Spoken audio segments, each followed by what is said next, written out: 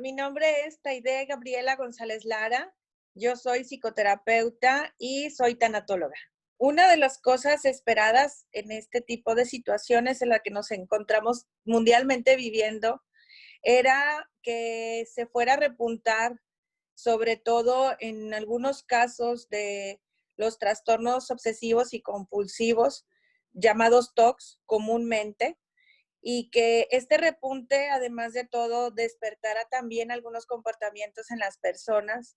que hiciera alarde de sus más grandes temores, sus ansiedades, sus angustias, pero sobre todo aquellos miedos que a lo mejor se manifestaban a través de comportamientos como a lo mejor en algunos casos situaciones de aislamiento o situaciones como perder la vida o simplemente la pérdida de alguna situación que antes era irreal, ahora bajo las condiciones que estábamos todos bajo esta cuarentena y la contingencia, pues estos repuntes se vieron a la alza. Inmediatamente los comportamientos que han sobresalido en la consulta en las últimas semanas han sido como por ejemplo los trastornos de ansiedad, los trastornos depresivos, los cuadros maníaco-depresivos, los trastornos relacionados con el manejo de las emociones, la depresión, sustantivamente la depresión de una manera increíble, y también, pues bueno, algunos comportamientos relacionados con el manejo del autocontrol por aquellas personas que de manera excesiva ya tenían a lo mejor por ahí síntomas ocultos, como les decía al principio, sobre llevar a cabo el lavado excesivo de manos, pues a algunos pacientes se les despertó más estos comportamientos y los llevó definitivamente a tener que acudir a la consulta con nosotros como especialistas en el área de la salud mental. Y bueno, nosotros también en el área del trabajo profesional nos hemos tenido que ver involucrados en el equipo multidisciplinario, pues atendiendo las indicaciones, obviamente, de las recomendaciones que hemos recibido, de tratar de buscar estrategias para no estar eh, manteniendo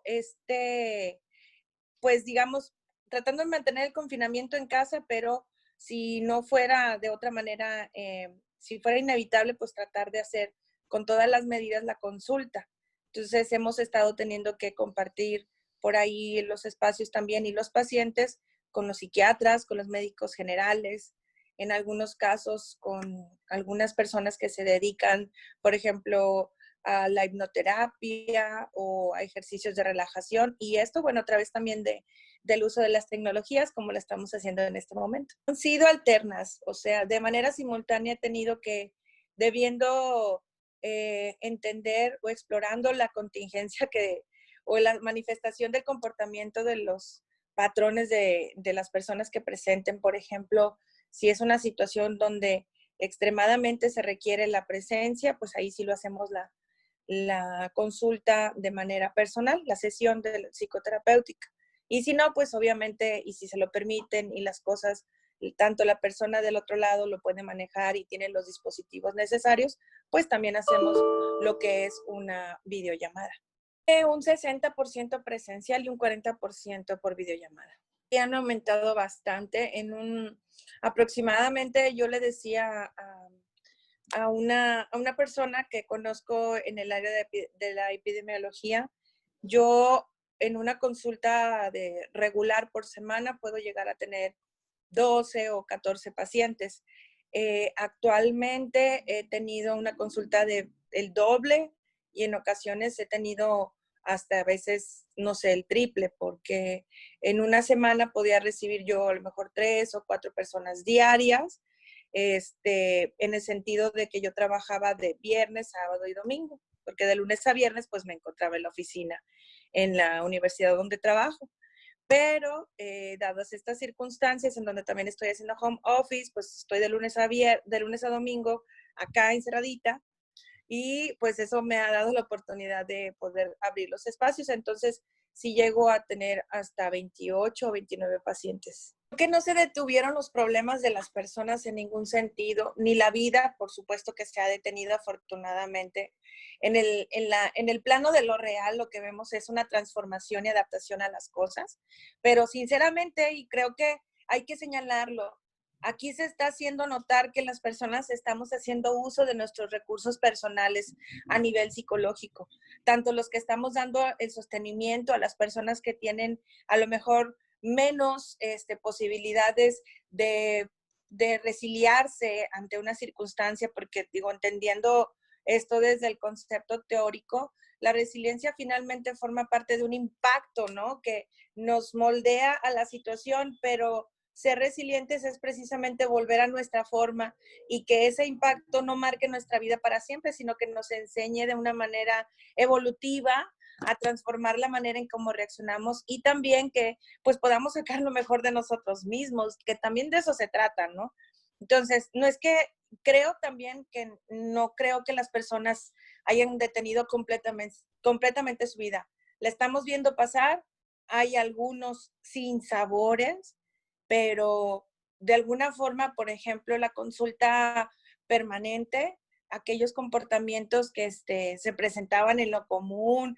que si problemas en la pareja, que si problemas con los hijos, que pues cuestiones de trabajo, toda esta clase de cosas se siguen manifestando, independientemente de la pandemia o no, están ahí o, dicho de otra manera, de forma simultánea. Lo que significa es que también nosotros tenemos que ser conscientes de que no todo lo causó la pandemia, no todo lo causó este giro que se dio en nuestra vida, sino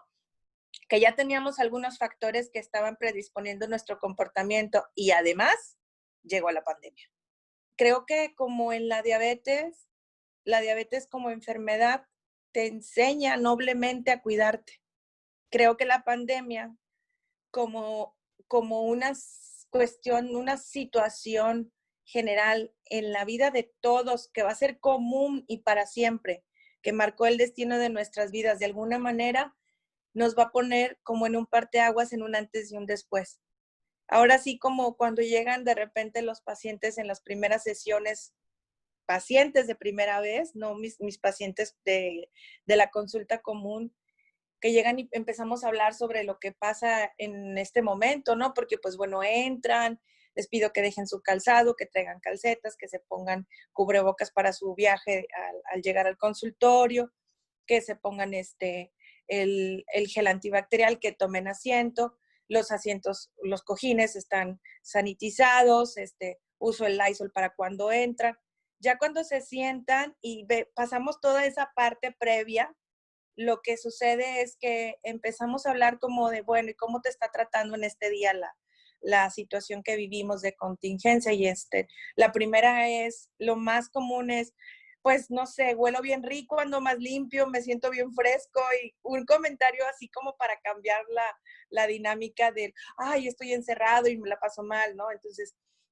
también tiene que ver cómo la perspectiva de cada quien y cómo lo está viviendo. Y por otro lado, llegan a decir, no, pues es que yo tenía este problema y esto y esto y esto.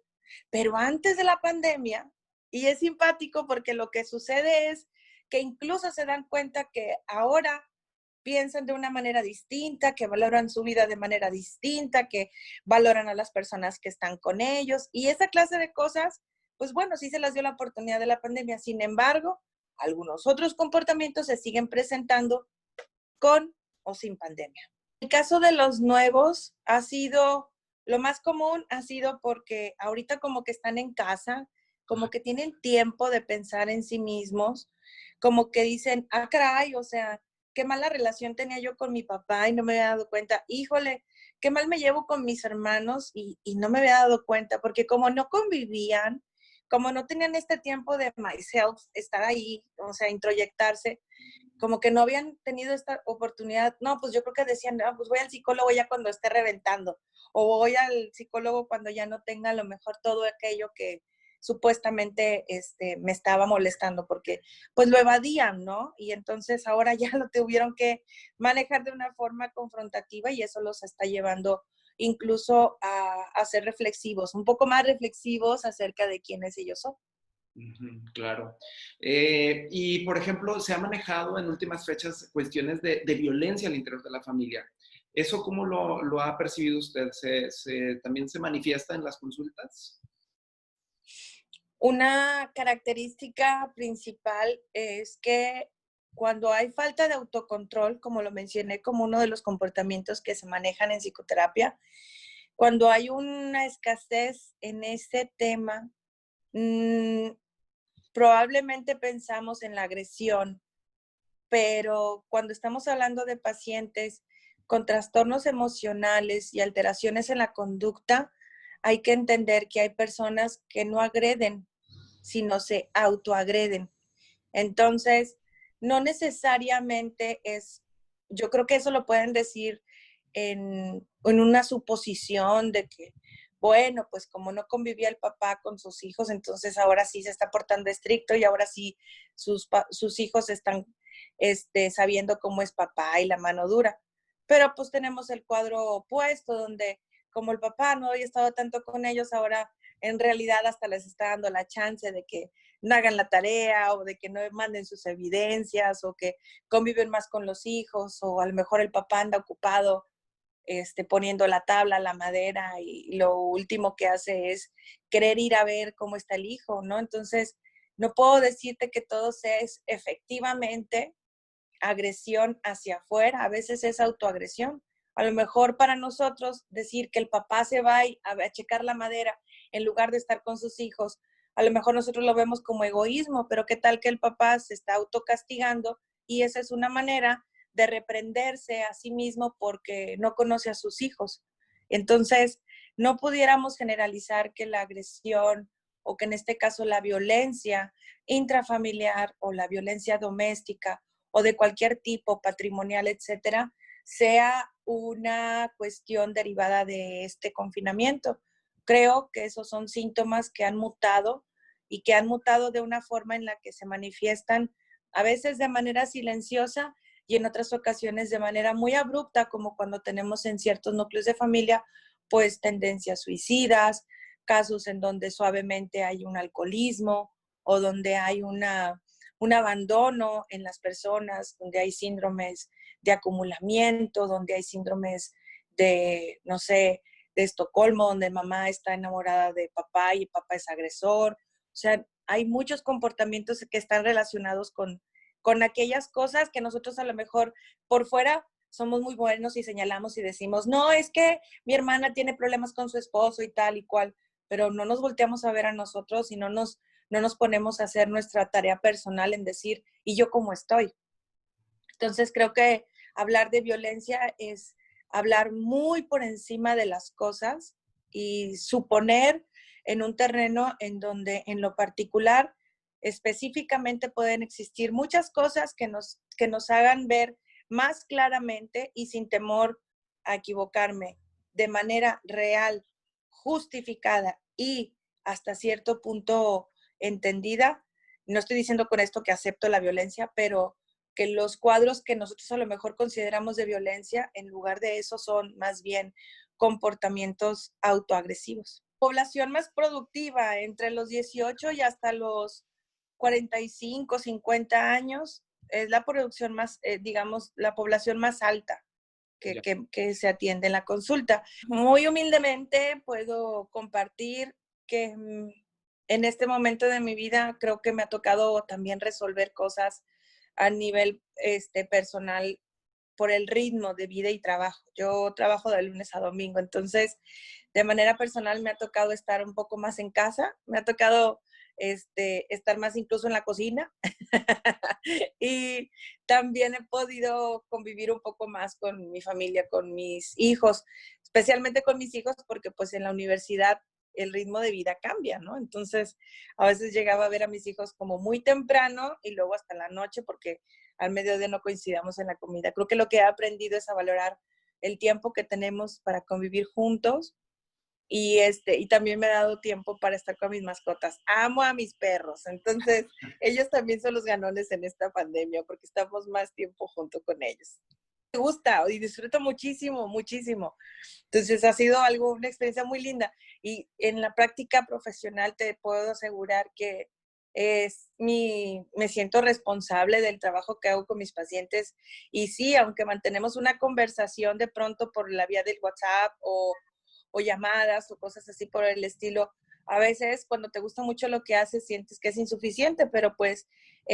hay que dar tiempo para que cada proceso se desarrolle y aunque yo quiera ser muy buena en mi trabajo y todo lo demás, cada persona tenemos un ritmo y un tiempo y hay que aprender a respetar esa parte. Entonces me encanta mi trabajo, pero reconozco mis límites y también en la parte institucional, pues extraño mucho a lo mejor el espacio de mi oficina y atender situaciones por ahí de mis alumnos y cosas así,